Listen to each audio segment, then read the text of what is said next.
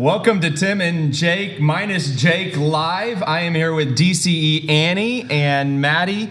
What a treat you are in for right now. And I'm going to give the news and notes for the day really, really quick. And then we're going to enter into, you do not want to miss this, a conversation on youth culture today. Awesome. The good, the bad, and the ugly, the brutal of what it looks like to be in youth culture today.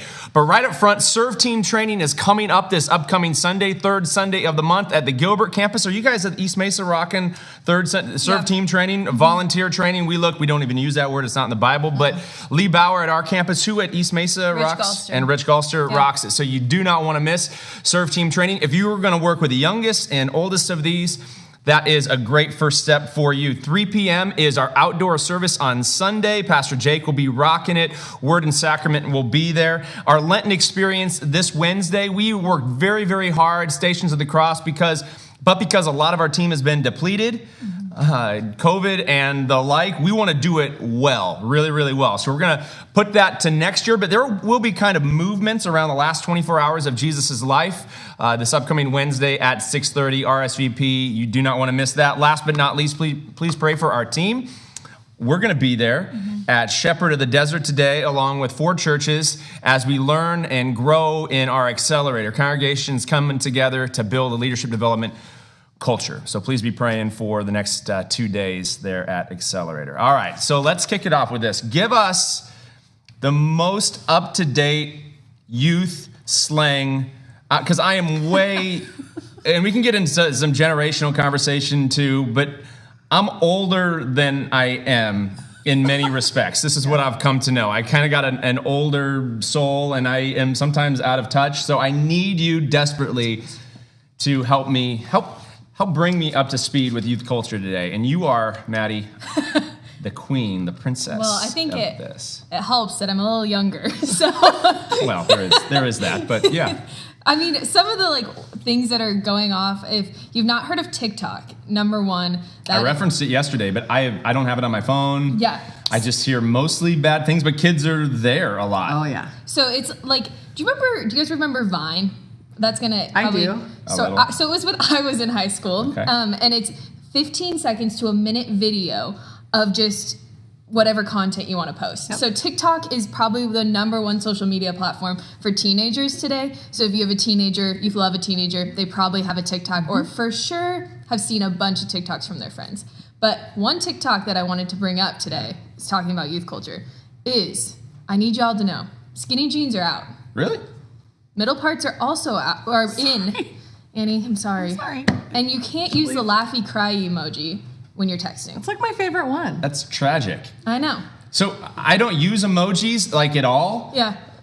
Tell me about that. Kids use them all the time. My kids, they express, but it's not for me. Why do I need to use emojis? Make a case. We got a number of maybe 40, 50, 60-year-olds that may not be into emojis. Why are they so powerful? If you're not using emojis, that's how really we have seen texting, you show your emotion. Evolve. Yeah. If you think something's really funny, you used to use the laughy cry emoji. Now you use the skull one because you're dead, dying from laughter kind of thing. They just kind of show emotion. So, because when you text, if you just text I'm good, period. Are you good? Are you not good? Are you being sarcastic? There's so much. You got to use an emoji. Yeah. Okay. All right. Yeah. You're making a strong case. Yeah. We were talking about generations and how generations communicate differently, what we're into, and there's even now, you guys, really interesting, kind of a blending of generations. Well, so I would say that there's some difference in thought among researchers and bloggers who are not researchers, but that we all just relate to, right? And so one blog that was written, maybe 10 years ago, that I totally relate to. I was born in 1984, so I'm right in between the Gen X and the millennials. And so I would call myself a part of the Oregon Trail generation, because not only do I fully buy into technology like millennials do, but I also love an actual physical book. I remember DOS, and what that was like with the Oregon Trail game. Do you know what DOS is? No. Yeah, see?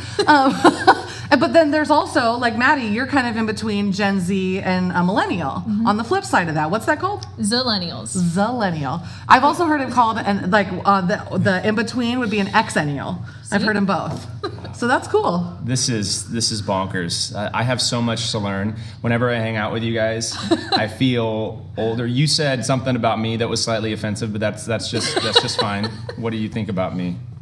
That you think a lot of things about me. Just whatever top of mind. I would say by your style, you're a millennial. Okay. But you have an old soul, Tim, and so you're more of a Gen Xer to me. I like a good old-fashioned newspaper. It comes to my porch every day. Really? No joke. Really? They throw it to my porch. Do you read it? People still deliver those? For real, I do. It's too expensive, but I can't get out of that habit. You know it comes Do you to ever your check phone. I know it comes to your phone. Twitter. But it's different. I really want to hold a book. I actually did Kindle for a while. I had a Nook. Yeah.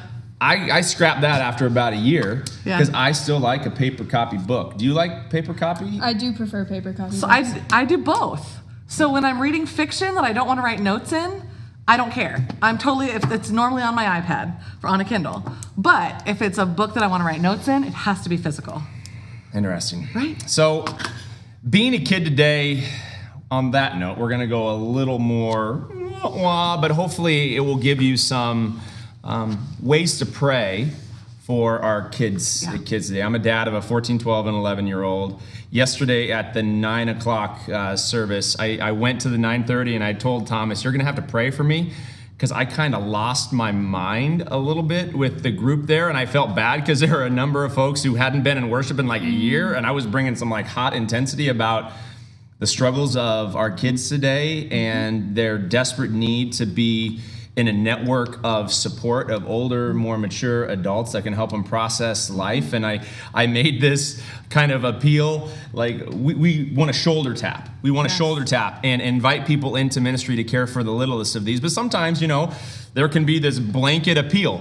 And I got kind of angry that most of the time when we make a blanket appeal, there's very little response. Well, I've got about a dozen responses right up to this point of older, mature adults. You're awesome, Christ Greenfield, saying, here am I, send me, I want to engage. So first question, what are the three of the biggest struggles, and we'll start with you, Annie, for preteen and teen life in our culture today? Biggest struggles. Yeah, I would say, and I know that we'll get to this in a minute, but that loneliness is huge. Our students, especially after having been isolated a lot this year away from school, that their loneliness and their own mental health is really a key part of their development going forward. So I would say that they're struggling with a lack of community, both in their own social life as well as family. And every person is struggling, I think, totally. with loneliness. But if you're older, your brain is more developed. And you've got a memory bank of it's not always been this way. Yes. But when your brain is still developing, it feels like the moment right now is all there is. Yes. And no one is really around for me. Other struggles, Maddie? Yeah, I think going along with the loneliness piece is just the technology that's at their fingertips. I think that's one thing. I was talking to some kids a couple weeks ago, and they said, I love having my phone on me, but when, if you get grounded, per se, and it gets taken away, they have, they're like, I'm actually okay with it. It's this weight of not having to be on social all the time. Yeah. So I think that, along with loneliness, a struggle is just the balance of technology and the balance of social media always being there and not having a way to, really turn off the school world, or turn off and separate this person that you may be at school and just really take time to be yourself. So maybe an invitation for parents and grandparents is don't make it because we've done this as parents, a punishment necessarily. Make it more of a rhythm or a break between this time or on these days or for this stretch of days. We're just going to go on a fast from technology. We're going to take it away. Go skin your knee, get in trouble, whatever. Do something physical outside, ride your bike, and all of that. That's one of the biggest things I lament is growing up in a small town. My dad was a pastor in a town of 3,000 people, country farm town, right? I would be gone. I told my son last night, I would be gone from I don't know, especially in the summer. Right. 8, 9 in the morning until dinner. maybe I pop in to get some water and lunch and stuff like that, but I would just be gone. And my parents had little fear, but today fear is so the helicopter or the hovering parent just want to make sure I want to keep my kids from all sorts of harm. Harm is no good for them. I got to protect them. Safety, especially over the last year, has been very much in vogue. Speak to parents and grandparents about how we can appropriately, wisely, but release our kids into this world and let them grow up. Any words of wisdom? I think one of the key things is giving kids the space to like fail safely. Yeah. Like I think so many times, especially my generation, just like I have younger brother. One is 17 and one's 22, and so they have we've kind of grown up in this age of like cell phones are starting to be a thing, and like parents have started, you get participation awards. Like when you guys were probably kids, you guys didn't get like an award every time you did something. No.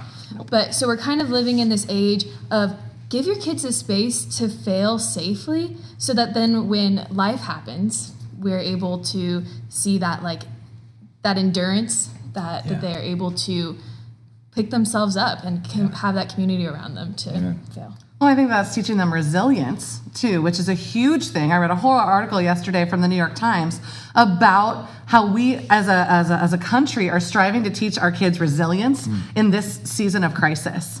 Right? And so in the same way that I think that we need to allow our kids to fail safely and create that space for them, we also need to teach them how to use the technology that we give them. Yes. You can't just give them the technology without helping them to discern what that means for them, because their brains aren't capable of it yet. We have to remember that as much as these are young adults, they're also not adults. And their brains are not fully formulated yet to be able to actually discern what kind of access that they have. So how has COVID made the problem even worse? I would say that COVID has really shined a spotlight on a whole lot of things when it comes to this. And I think really it's their mental health. I mean, we talk about it and see it a lot, but our students, I think, are a lot more aware of their own mental health, and they're a lot more maybe willing to reach out and get help than they were before. I think that there's so many statistics out there that are about suicide rates that are rising, depression rates that are rising among teenagers. And so for students to be aware enough of their own needs, their own mental health needs, to be able to ask an adult that they trust for help, that's big. That's good. Anything else, Maddie? Yeah, I think COVID for all of us has just really shined a spotlight just in like different parts of our lives. And especially this week being like the 1 year since COVID had begun. Today. Yeah. And 15th for Arizona. That was the everything changed date. Yeah. 2 weeks to flatten the curve. Unbelievable. 2 weeks. And to think like... We thought, like literally, just a pause. I thought 2 weeks, 2 months tops, 6 months. It's been a year, people. Crazy. Right. And like... Or cray-cray. Is that it? Okay. Sorry. Not Not anymore. Not even close. Not even close to hip. Just to even think that like a year ago, people left on spring break thinking they'd come back. And then they're like, oh, we'll give you another week of spring break. Like that fear that kids don't know what's going to happen next. Like I was talking with a parent yesterday and they're like, yeah, like my kid, they're pushing back spring break because there's like some facility remodeling that they're doing. But like just even this fear of like, are we going to go back to school? Like we've lived in this like up and down of everything these kids have for so long. And they're becoming more and more flexible and more resilient to that change, but they still need some kind of normacy, some kind of grounding that they don't get through school anymore. They don't get through all these different things that kind of have become in such flux over the last year. Crazy. There has been a rise, I believe, in kids identifying that they're not okay, and even throwing words around like, I'm depressed. I'm depressed. We've definitely seen a rise in that in the last year. Can you give us some stats? You kind of roughly mentioned some stats. So I actually did some research the other night about this, and this is kind of fascinating to me that this is the state of our youth culture. That so according to Mental Health America, this is as of June of 2020, so mid-pandemic, right? At least 13% of youth ages 12 to 17 report suffering from at least one major depressive episode in the last year. And girls are 3 times more likely to experience and receive treatment than for depression. Okay, so we just got to, what is that? I got 2 girls. Yeah.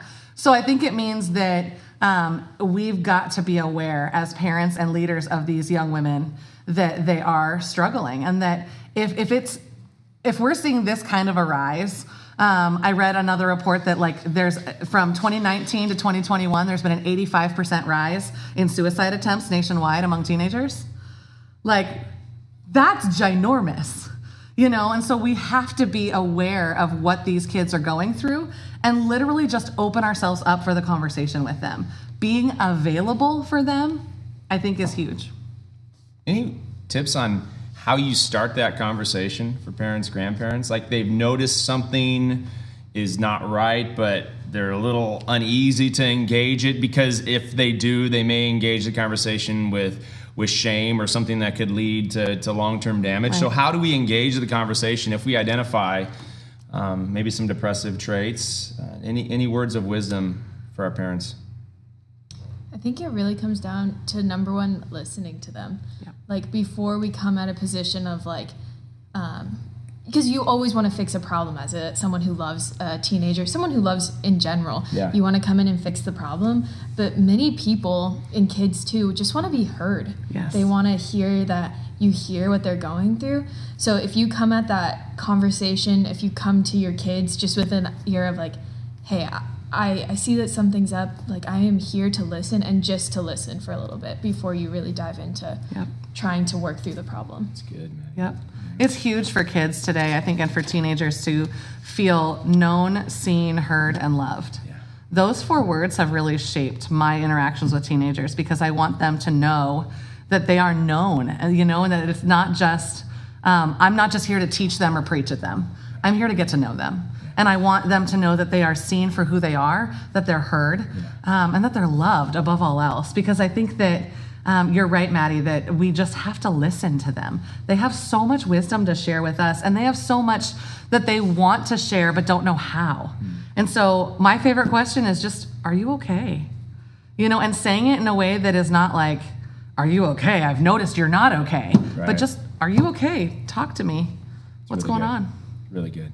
Our long-term goal for our kiddos is that, and I tell my kids this, you can do whatever, you will mess up, there's going to be ups and downs in life, but there's one thing, City Slickers, another reference to a movie from back in the day, there's one thing, is that you know and follow Jesus all of your life, and that he's the foundation of every aspect of your life. I want to see you in eternity as a follower of Jesus. So we throw around a term called sticky faith a lot. Mm-hmm. Break down what it looks like for kids to have sticky faith as they continue to mature, Annie. Yeah, so sticky faith has probably been one of the most foundational concepts that has come out of Fuller Institute in the last 10 years. It was a book published in 2011 that really had 4 primary tenets to core aspects to it. And so first, it's all about partnering with parents. And so that the church would partner with parents. It's not the church teaching your kids, you're not going to just drop off your kids and we're going to teach them everything.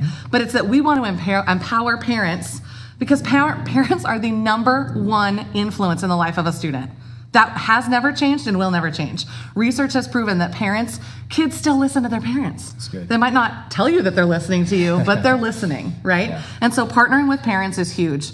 I think second, intergenerational relationships are ginormous. So for those of you who have already said that you want to help us and join our teams, that's amazing. That's what we need. These kids need more adults. Sticky Faith has this whole concept about 5-to-1 ratio, where every one student has 5 different adults that they can trust, that they can talk to when something is going wrong in their life, that can surround them with prayer and love and support from, their childhood years all the way through college and being an adult and other life changes that happens as an adult. Those intergenerational relationships, I think, as the church surrounding our students is really a part of what's going to help them to develop a lifelong lasting faith that they don't shelve in college. So I'm always thinking of handles. Be one of the 5 people. Yes. Will you be one of the 5? You've been single all your life, and I don't know. No. We need you. Your gifts, your experience will be very, very valuable to our kiddos. What else from Sticky Faith? No, the last 2 is the whole gospel, and I love this concept. So often,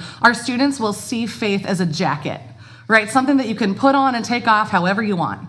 Whenever you want and in whatever context you want, depending on who you want to be in the moment, right? And so Sticky Faith has this whole concept where we want to empower our students with experiences and tangible ways to grasp the gospel, to understand their identity in Christ and that nothing else matters more than who they are in Christ, right? And so that's part of why we do what we do with youth ministry and with youth group and confirmation and all these things and different opportunities that kids can come and grow in their faith.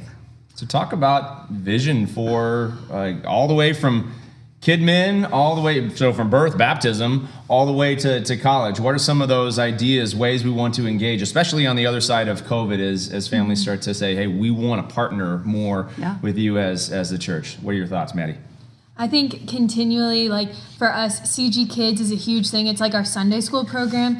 And for us, CG Kids is just a safe environment where kids learn about Jesus, they have fun, make new friends, and grow in their faith. And that's kind of the foundation for all of the things that we do for children and youth at Christ Greenfield. It is always about creating a space, a safe space, where kids are able to ask lots of questions, able to make a lot of new friends that all have the same kind of worldview as them, and just really have safe adults that are willing to listen, willing to continually pour into them. So those are like the big tenets that we see from 0 to 18 at Christ Greenfield. Good. Well, and I think that's a part of Sticky Faith too, is that allowing students a safe space to doubt, right? So often we think that doubt is bad. It's not. These kids are wrestling with it. Let's dig in with them. Totally. Our culture, there is a tsunami tidal wave in our culture that is going apart from a biblical worldview. And if the church doesn't step in, whether the kid goes to a Christian school or not, they are being impacted by the tidal wave of secularism within our culture that says, you're God, it's a sliding sexual ethic, all of these. We have to provide a safe place for them to, this is what I hear, this is what my friends are dealing with. What not only do you say, but will you help me apply God's word to my life? Yes. And to know they're not alone in that. Yep, exactly. To know that there are other people who are going through it with them. Amen. That are the same age as them. Yeah. So if someone wants to serve, what are some of the primary ways to serve? We've hinted at some. Let's get even more specific. No, I would say really small group leaders. I think high school. Maddie leads our high school stuff on a weekly basis, and then I lead middle school, and then Maddie does CG Kids at East Mesa, and I do CG Kids here at Gilbert. We're looking for people who are willing to serve, especially for youth ministry, consistently digging in as a small group leader. Both men and women, I think both of us are seeking men and women in those areas that are willing to just grab a group of students, reach out to them. So like even if they don't come on a weekly basis, you might want to give them a call and be like, hey, I'm your new small group leader. So someone who's able to really then dig in with students on a consistent weekly basis. So small group leader. Small group leaders, yes. Great. And then for CG Kids, I know our formats are a little bit different just based on our sizes, but at Gilbert, we are anticipating a huge influx after Easter. And so we do 3 separate sessions of CG Kids on Sunday mornings. And so worship an hour with your family and then come and serve an hour with us. We really need that. You'll get trained. You will get everything provided for you, all the supplies. You just get to walk with a group of children of a certain age and point them to Jesus. It's really easy and really fun and really rewarding. So the East Mesa team, I'm going to talk about this upcoming Sunday. I mean, you guys are just going bonkers. It's such a culture of service. Totally. And how does that impact the needs there for our kiddos at East Mesa? Yeah, so if you guys haven't been to East Mesa, haven't really heard about it, we are in a elementary school gym and like cafeteria area. So we are setting up and tearing down. So that's kind of where our basis is from and where we get a lot of our awesome volunteers. And so it has just been really cool to see these people come together every Sunday at 7 a.m. and then we're like, let's go and like put up this, and it looks so different. And it's so cool to just watch that happen. And so it has just been so fun to also get to know these people. Like it's become its own little team, just that set up and tear down. Yeah. Powerful. Last question. This has been great, guys. Thank you. Is about prayer, the power of prayer. I know when I'm walking through struggle, to have a Michelle Serena or someone else from our prayer team put her hand on my back, on my shoulder, and just pray a specific prayer for me if I'm walking through anything kind of heavy. Would you speak to the power of prayer over our youth, parents praying for our youth? Any stories to share about the power of prayer for our youth? Yeah, I just think prayer is such one of the fundamental ways that we get to communicate to God, and that we get to communicate as a community as a whole. Like, we've been missing community in so many ways, but the power of prayer is just such an awesome way to gather together. Yeah, we recently in middle school, back in November, right before Thanksgiving, did prayer stations for them, all about thankfulness. And my favorite part was seeing our students dig in, not only just to the thankfulness concept, but digging into prayer. They each found a spot in the sanctuary and just spent like 20 minutes praying. And I loved watching them grow in that. So we just got to keep praying over our kids and praying for them, because they're growing, they're learning, and we get to learn so much from them too. Yeah. Jesus loves kids, and so the church must be about loving kids. Just yesterday we talked about Jesus' care for a demon-possessed boy, and then you're going to see in Mark's gospel, both in Mark 9 and then in Mark 10, Jesus bringing kids, as we're talking about this upcoming Sunday, drawing kids close. Literally the only time in Mark 10 that this word for hug, Jesus embraced. He hugged the littlest of these. If the Spirit is stirring upon you, please reach out to us, aanderson@cglchurch.org, and mhasse, Hasse, what? It's 2 A's, one S. How long have you been with us? Anyway, so yeah, well, give it to us. Yeah, MHAASE. I always want to do a double S. That's fair. Lots of people do. Okay, fair enough. Thank you for your grace. At cglchurch.org. Be a kid, love a kid, be one of the 5, and can't wait to continue to grow with you. Thanks for joining us today on Tim minus Jake with Maddie and Annie. Bye, Jesus y'all. is good.